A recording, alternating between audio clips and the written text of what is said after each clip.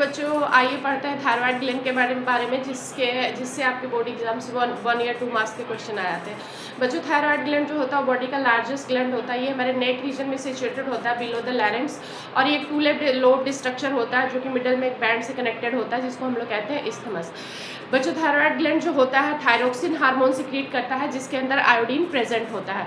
बच्चों थायरोक्सिन जो होता है वो हमारे बॉडी के जनरल मेटाबॉलिज्म और ग्रोथ को कंट्रोल करता है, और जो इस थायरोक्सिन का जो सिक्रीशन है वो हमारे पिट्यूटरी ग्लैंड के एक हार्मोन से कंट्रोल होता है जिसको हम लोग कहते हैं TSH या थायराइड स्टिमुलेटिंग हार्मोन।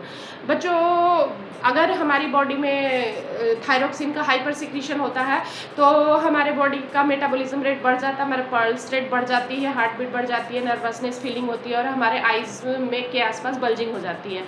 बच्चों अगर हाइपोसिक्रीशन होता है छोटे बच्चों में थायरोक्सिन का तो उससे एक बीमारी होती है जिसको कहते हैं क्रिटिनिज्म, जिसमें कि मेंटल और फिजिकल ग्रोथ रिटार्टेड हो जाती है। अगर हाइपोसिक्रीशन एडल्ट्स में होता है तो उससे जो बीमारी होती है उसको कहते हैं मिक्सोडिमा, जिसमें कि हमारा मेटाबॉलिज्म स्लगिश हो जाता है, हमारे फेस में, हमारे नेक के अराउंड, हमारे बॉडी में स्वेलिंग होती है, और इससे एडल्ट्स में एक और बीमारी होती है जिसको हम लोग ग्वाइटर कहते हैं, जो कि जिसमें कि हमारे गले में स्वेलिंग हो जाती है।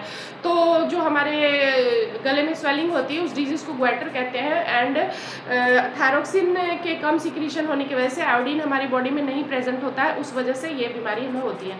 तो डॉक्टर्स जो होते हैं आयोडाइज्ड सॉल्ट यूज़ करने की एडवाइस करते हैं इस डिजीज़ को क्योर करने के लिए। Thank you.